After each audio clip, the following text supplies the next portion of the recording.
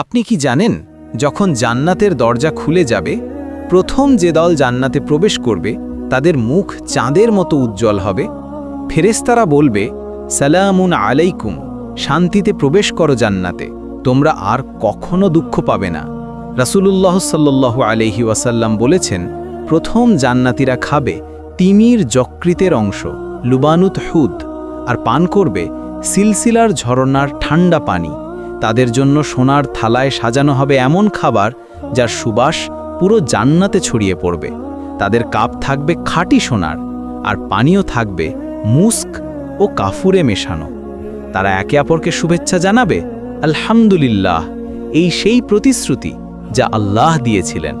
তখন আকাশ থেকে এক কণ্ঠ ভেসে আসবে, তোমাদের জন্য আর কখনো মৃত্যু নেই, তোমাদের জন্য আছে চিরকালীন শান্তি।